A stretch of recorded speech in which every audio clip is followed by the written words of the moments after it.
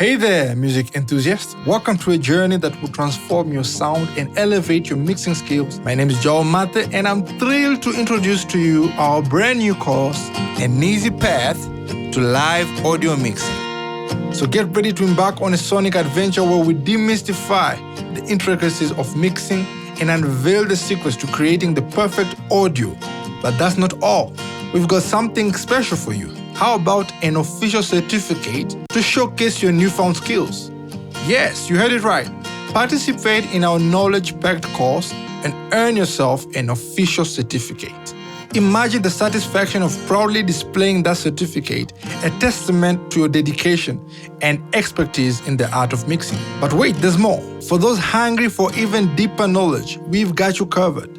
Dive deeper into the world of mixing with our comprehensive course book, filled with additional insights, tips, and techniques. So friends, absorb the knowledge, pass the quizzes. This is a chance to redefine your sound and mark in the world of music. Let's begin. Welcome back, everybody. This is a continuation of what we learned last time. We were learning about sound processes. And so specifically today, we're going to have a look at equalizers. So, what is an equalizer? An equalizer is a device or a software that is used to adjust the balance of frequencies in an audio signal. If I can give an analogy to help you understand EQ, imagine that you're mixing a cake, like you're about to bake a cake, you know? The different ingredients in the batter represents the different frequencies in the audio signal. And so the EQ is like a spoon that you use to add or remove ingredients from the batter. And so by adjusting the EQ, you can change the balance, which will change the overall signal of the mix. And so speaking of equalizer, whenever you hear the term equalizer, I want some specific terms to come directly in your mind. And those terms are frequency bands, bandwidth, and filter. And so in today's lessons, we'll be going through those different terms, those different properties for equalization. Let's begin with frequency band. So what is a frequency band? Before we begin to talk about frequency bands, it is important for us to remind ourselves that the human ear has the capability to listen between 20 hertz and 20 kilohertz. That means that a frequency band is just a range of frequencies that are grouped together for the purpose of equalization and anything else, but in this context, for the purpose of equalization. Now, there are many subdivisions. Of frequency bands. As a sound engineer, it is important to understand that frequency bands are just subdivisions of the audio spectrum into different groups of frequencies, low or bass, and that goes from 20 hertz to 250 hertz. And we have the low mid-range, which is 250 hertz to 500 hertz. And then we have the mid-range, which is 500 hertz to 4 kilohertz. The high is finally from 4 kilohertz to 16 kilohertz. Now, this is a subdivision of the audio frequency spectrum into 4 frequency bands. That means these subdivisions allows me to affect my audio signal in these specific bands. Let's get a bit practical. All right, everybody, I have a track right here. Love with you, Jesus. I'm just in love. And while the track is playing, as you can see on this display right here, this is our audio spectrum. This is the total number of frequencies, all right? We're from 20 hertz in general to 20 kilohertz. We just pointed out that the human ear has the capability to hear between these frequencies. Now, we are going to subdivide these frequencies into 4 separate bands. And I'm going to do that using this multi-band. And so we will talk more about multi-bands and all those kind of things later on in the course. So don't be overwhelmed, just bear with me, okay?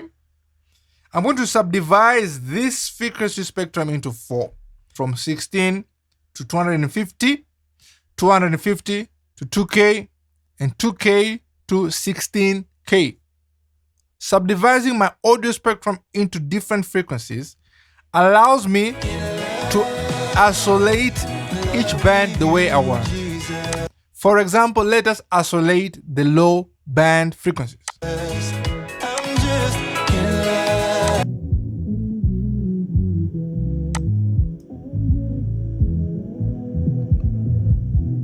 Okay, I've just isolated the low band.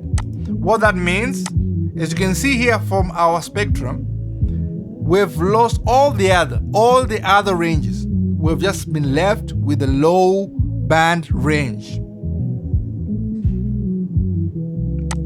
If I'm to, for example, isolate my highs, as you can see, I'm only remaining in my audio spectrum. I've isolated my highs and I've removed all the rest.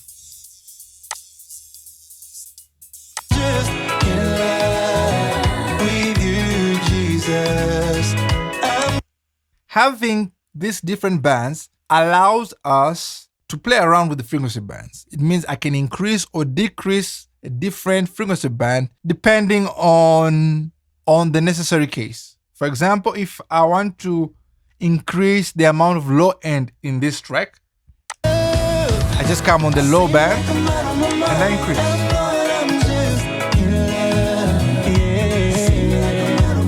I believe you can all hear the increase of low.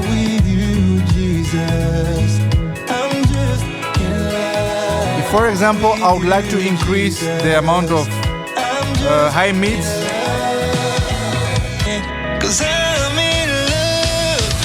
I seem like I'm out of my mind. I'm not, I'm just in love. As you can hear, it has increased.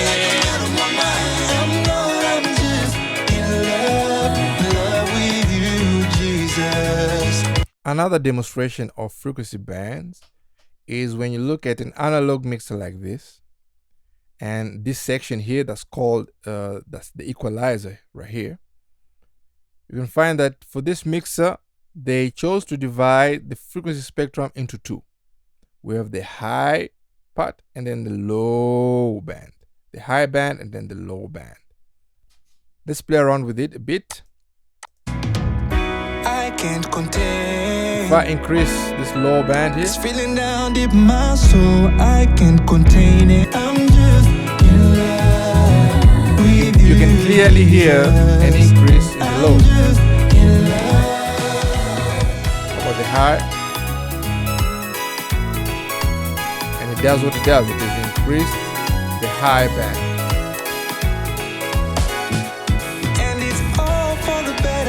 So those are frequency bands. I really want to stress that the audio spectrum can be divided into multiple frequency bands. That means we can have more than 4, like not like how we were using it.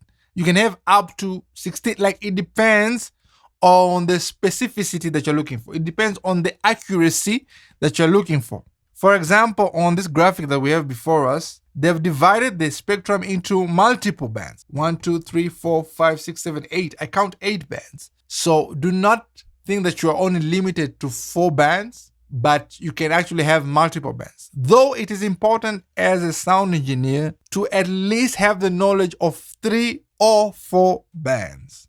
There are some additional things that you should keep in mind when it comes to frequency bands. First and foremost, you should know that the human ear is the most sensitive to frequencies between 500 Hz and 2 kHz. That means the mid-range. The human ear is very sensitive to the mid-range. So have that in mind whenever you're mixing. Before we continue, I just want to invite you to like and subscribe. It really goes a long way in helping the channel. And if you really want to support us, you can buy our comprehensive course book using the link down below. Also available is an audiobook. This will help us to continue making quality videos for you all. Let's get back to the lesson. So what is a filter? A filter allows us to add or reduce specific frequencies. So it's a bit more flexible than what we had before. When we have frequency bands in an audio spectrum, those frequency bands are usually fixed. You set them up and that's it. But filters allow us to be a bit more flexible, that we can attenuate specific frequencies if we want. So that's a bit of the difference. There are many types of filters out there in the audio world, but the ones I need you as an audio engineer to grasp and to know very well are three. I need you to understand what a high-pass filter is. I need you to understand what a low-pass filter is. And I need you to understand what a Bell filter is. Let's get practical. And so I'm back here with my song. The first filter I'm going to show you guys is the high pass, but also called a low cut. A high pass or low cut is a filter that removes frequencies below a certain point. The high pass is often used to remove low frequency noise from a signal. All right, so let's put that to the test. I was hopeless, you're my hope. Was restless, you're my peace. I was wounded, as you can see, as you can hear, all the low information that was beneath has been low cut. It's feeling down deep. So a low cut simply removes all the signals, like attenuates, because removing can be a bit extreme, attenuates the frequencies that are below it. All the signals that are below, all the signals right here will be cut. If you're using an analog mixer like the small one that's right before us, you also have the option of using a high pass filter right here. All right, let's get some music playing. All right, let's engage the high pass filter. As you can probably hear, there's a drop in the low end. Disengage the high pass filter. Lord, you changed my life. All for the better. Here the low end has returned. You give me purpose. All for the better. There you go for any analog Lord, you mixer. changed my life. All for the better. Let's now talk about the high cut or the low pass. Very simply, it is the contrary of the low cut. The high cut is simply the contrary of the low cut. And so instead of attenuating the signals that are below, it's going to attenuate the signals that are above it. Let's see that in work. I seem like I'm not, I'm just in love with you, Jesus. As you can see, it has just cut the highs. That's why it's called a high cut. So a high cut filter removes frequencies above a certain point. A high cut filter is used most of the time to remove high frequency sibilance.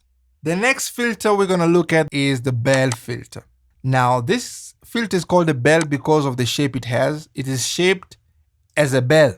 What is a Bell filter? A Bell filter, also known as a picking filter, is a filter that boosts or attenuates a specified set of frequencies around a center frequency. All right, let me explain. This is a Bell filter. It's called a Bell filter because it is shaped like a bell, as you can see there. Now, a Bell filter affects frequencies around a central frequency. This Bell filter has a central frequency, let's say 417, as you can see here. So that means it not only affects 417, but it affects all the frequencies that are around it.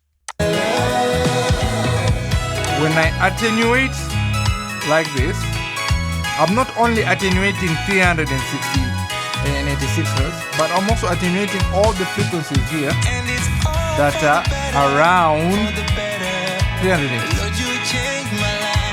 If I boost here, for example, I'm not only boosting 2000 like this frequency here, I'm boosting also all the frequencies that are around.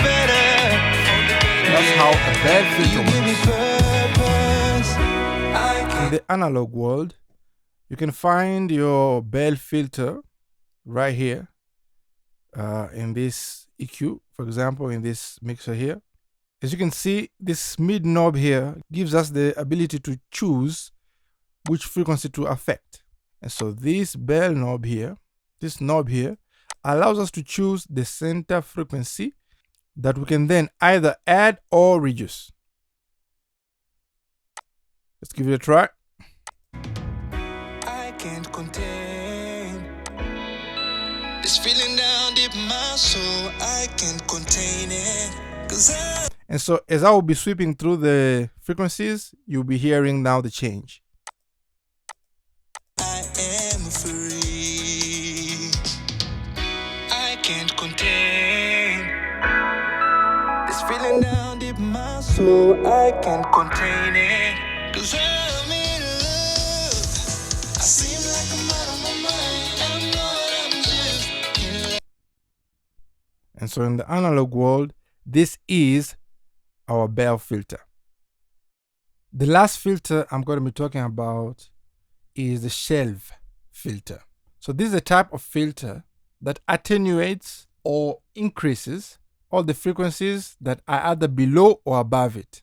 Now, this might sound like the high pass and the low pass, but the only difference is that with the shelves, you're either going up or down, like this. You can either increase or you can reduce. Compared to the low cut, like this one, so you can't really add. You can't really increase the gain of all the frequencies that are below. But with the shelf, you can actually increase or decrease all the frequencies that are either below it or above it. So this is called a low shelf, and this one is called a high shelf. And their meaning are pretty clear. Low shelf because it increases everything that's below it. High, it increases everything that's above it. Play around with it and hear. Oh, everything has changed. So if I start increasing the slow shelf, all these frequencies that are down here, all these frequencies down here are increased. Same thing with the high shelf. I can either increase or I can reduce. This feeling down deep in my soul, I can't contain it. 'Cause I'm in love. Now, a common place where you will find shelf EQs is in analog mixers, like this small mixer right here. It has an EQ that is composed of two shelves, a low shelf and a high shelf. And it's very straightforward. The high shelf increases the highs, the low increases the lows. Let's have a quick look at types of equalizers. We are going to mention only three types: the parametric equalizer, the graphic equalizer, and the semi-parametric equalizer. Let's begin with the graphic equalizer. A graphic equalizer is a type of equalizer where the frequency bands are fixed and divided in a total number between 7 and 31. The graphic equalizer does not allow us a lot of flexibility in terms of bandwidth. It generally has a fixed Q. A parametric equalizer, on the other hand, is a type of equalizer that allows us a lot of flexibility in terms of the frequency that we can want, the type of filter to choose, and the amount of bandwidth that we want to affect.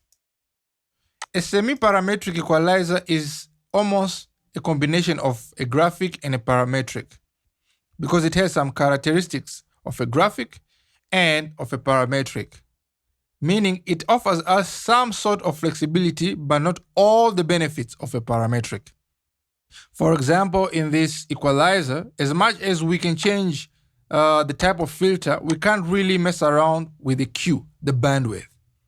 Henceforth, it's a semi-parametric equalizer. So there you go. Each three of these equalizers are very useful in their own ways. In most live sound applications, you'll find a graphic equalizer because of its ease of usage and clear representation of the frequency spectrum. Most likely in the studio, you'll find a combination of the parametric and the semi-parametric. In most digital mixers, on the other hand, we have somehow a parametric EQ. But the semi-parametrics are the ones that offer some kind of tonal bonus and are used for their signature, tonal signatures. Alright guys, let's have a recap. So an equalizer is simply a sound processor that allows you to adjust different frequencies of a signal. You can either boost or attenuate those frequencies. And whenever you hear the term equalizer, there are three important properties that you need to know: frequency band, bandwidth, and filter. Alright guys, see you in the next lesson.